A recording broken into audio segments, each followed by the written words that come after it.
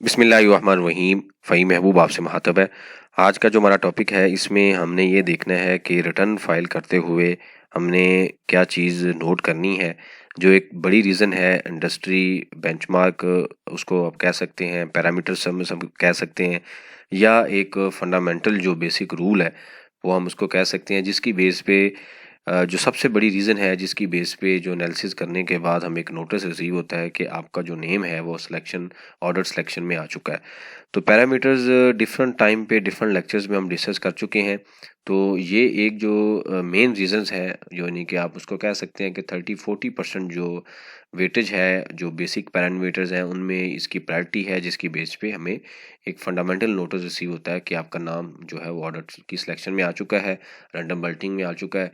तो पॉइंट वो हम डिस्कस करने लगे हैं कि हमें रिटर्न फाइल करते हुए क्या चीज़ें नोट करनी है, ताकि हम उन पैरामीटर्स से की एवरेज या जो बिलो एवरेज रहें और हमारा जो नाम है कम से कम ऑडिट की सिलेक्शन में आए।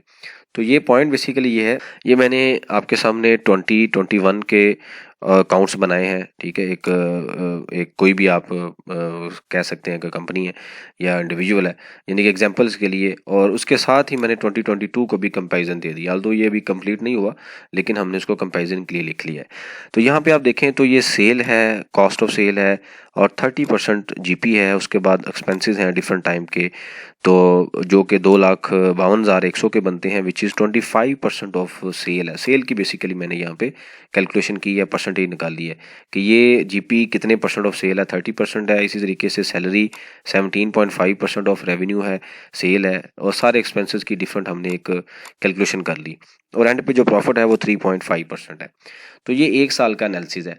अब अगले साल जब रिटर्न फाइल की आप हमने, या किसी भी इस बंदे ने, या किसी भी जो टैक्स पेयर है उसने, हम यहाँ पे आप देखें तो सेल जो है वो 30% इंक्रीज हो रही है, लेकिन प्रॉफिट इसका तकरीबन 2.5% रिड्यूस हो रहा है, ठीक है।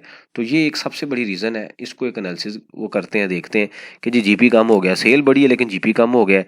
उसके बाद जो एक्सपेंसेस हैं वो पिछले साल 25.2 थे, अब कितने हो गए हैं, 25.8। तो सेल जो है वो भी बढ़ी है, एक्सपेंसेस भी बढ़े हैं, लेकिन प्रॉफिट क्या हुआ है, वो 2.5% कम हो गया। तो चूंकि गवर्नमेंट ने इस प्रॉफिट के ऊपर टैक्स लेना है, ठीक है, तो जब प्रॉफिट के ऊपर टैक्स लेना है तो जब कम प्रॉफिट होगा तो कम टैक्स होगा। मैंने इस केस में जो टैक्स लिया है वो मिनिमम लिया है, यानी कि 1.25% है ये बेसिकली, ये रेवेन्यू का। लेकिन अगर स्लैब रेट हम अप्लाई करें या कंपनी का केस हो, ठीक है, तो गवर्नमेंट ने ये देखना है कि पिछले साल इनकी जो सेल डीपी था 30%, और जो नेट प्रॉफिट था 3.5% था, अब इस साल कितना है, 1% है। तो ये एक सबसे बड़ी रीज़न होगी कि जो आपका नाम है वो सिलेक्ट किया जाएगा ऑडिट में, कि सिग्निफिकेंट सेल बड़ी है। आप देखिए तो सेल 30% बिगड़ी है, बड़ी है, लेकिन जो प्रॉफिट है वो आप डिवाइड करें तो 2.5% और डिवाइडेड बाय 3.5, तो एक बड़ी अमाउंट से, तकरीबन मोर देन आप कह सकते हैं 50% की अमाउंट से जो प्रॉफिट की फिगर है वो रिड्यूस हुई है। सेल इंक्रीज हुई है लेकिन प्रॉफिट डिक्रीज हो गया। तो इसका मतलब क्या हुआ, ये एक्सपेंसेस है। अब ये एक्सपेंसेस सारे के सारे अलाउेबल कब होंगे, जैसे हमने डिफरेंट टाइम पे डिफरेंट चीज़ें पढ़ी कि अंडर सेक्शन 153 सारे एक्सपेंसेस के ऊपर टैक्स अगर विद हुआ है तो हमें अलाउ कर दिया जाएगा। जो स्टूडेंट प्रॉपर क्लासेस लेते हैं बड़ी डिटेल से ये चीज़ें देख चुके हैं। और अगर अब वो क्या करेंगे, वो देखेंगे कि अच्छा इन्होंने हमें प्रॉफिट इनका कम है, तो इसका मतलब ये हुआ कि सैलरी के ऊपर हो सकता है प्रॉपर टैक्स विद ना हुआ, और रिपेयर एंड मेंटेनेंस के ऊपर ना हुआ, लॉजिस्टिक के ऊपर ना हुआ, तो आपको डिफरेंट टाइम पे डिफरेंट नोटिस आ सकते हैं, ठीक है, जिसमें 177 का हो सकता है, ठीक है, उसके बाद 44 का हो सकता है, ठीक है, और काफ़ी नोटिस आ सकते हैं कि भाई आप फलां फलां में रिकन्सलेशन दें, रैंडम बोल्टिंग में आपका नाम आ सकता है। तो ये एक बड़ी रीज़न है जिसकी वजह से हमें फ्यूचर में जो नोटिस रिसीव हो सकता है। तो अब आते हैं कि उसको हमने कंट्रोल कैसे करना है। मेन चीज़ है कि डिस्कशन करने के बाद चूँकि हम सोल्यूशन भी डिस्कस करते हैं कि इसका सोल्यूशन क्या है। तो जब भी आपने रिटर्न फाइल करनी है तो सबसे पहले आपने इंटरनल ये कंपैरिजन बनाना है। मोस्टली क्या होता है कि हम 2022 की रिटर्न फाइल कर रहे हैं, तो हम सिर्फ वेल्थ को रिकंसाइल करते हैं कि मेरे पिछले साल ओपनिंग क्या वेल्थ थी और अब क्लोजिंग क्या है, लेकिन प्रॉफिट एंड लॉस को हम कम ही देखते हैं, ठीक है। जो कंपनीज के जिनके अकाउंट बनते हैं, ऑडिटेड अकाउंट है, वो तो कंपैरिजन आ रहा होता है, लेकिन जो बिजनेसमैन है, रिटेलर है, डिस्ट्रीब्यूटर है, उनके एक झटके सिस्टम से रिटर्न फाइल कर दी जाती है और बाद में कंपैरिजन नहीं होता। तो ये कंपैरिजन करने की 2 रीज़न्स हैं। नंबर 1, हमें आइडिया होगा कि हमारी बिज़नेस इंक्रीज़ या डिक्रीज़ हो रहा है, किस वजह से हो रहा है। हमें पता हो कि जी ठीक है, सेल मेरी बढ़ी है और मेरे एक्सपेंसेस भी बढ़े हैं। और दूसरा पॉइंट देखें तो 2% तो मेरा जीपी कम हो गया। इसका मतलब क्या हुआ कि मेरी प्राइसेस उस यानी कि रफ्तार से या उस इन्फ्लेशन से उतनी नहीं बढ़ी जितना मेरा रॉ मटेरियल बढ़ गया है। तो मेरा तो स्ट्रेट 2% जीपी कम हो गया। तो जब जीपी कम हुआ तो मेरा प्रॉफिट भी कम होना था। मैंने कहा बेसिक रीज़न ये है। और कुछ मेरे एक्सपेंसेस बढ़े हैं, 0.6% एक्सपेंसेस को मैंने कंट्रोल किया, वो नहीं बढ़ाए। तो मेरे पास लॉजिकल रीज़न होनी चाहिए। मतलब मैं कंपैरिजन करूंगा तो मुझे आइडिया होगा कि किस वजह से मेरे जो अकाउंट्स हैं वो प्लस है माइनस हैं और कहाँ पे डिफरेंसेस हैं। मैं रिटर्न बेहतर तरीके से फाइल हो सकेगी अगर एनालिसिस ठीक होगा। नंबर 2, क्योंकि ये रेशो एनालिसिस हो रहा है तो हम पिछले साल को भी कंपेयर कर लेंगे तो चीज़ें मैनेज भी हो सकती हैं। हम देख सकते हैं कि पिछले साल मेरे लिए इशू आया था, इस साल मेरे ये एक्सपेंसेस हैं, तो मैं किसी तरीके से इसको प्लस कर लूँ, माइनस कर लूँ, अगले साल में ट्रांसफ़र कर लूँ। यानी कि डिफरेंट तरीके से डिफरेंट आइडिया यूज़ किए जा सकते हैं। तो शर्त उसमें यही है कि हमें कंपैरिजन का पता होना चाहिए। तो अगर आप अपनी रिटर्न खुद फाइल कर रहे हैं, अपने किसी कंसल्टेंट से फाइल करवा रहे हैं, या आप एक कंसल्टेंट हैं, टैक्स का काम कर रहे हैं, तो और या आप जॉब मैनेज कर रहे हैं, तो मेरी सजेशन ये है कि आप लास्ट ईयर के साथ उसको कंपेयर लाजमी किया करें।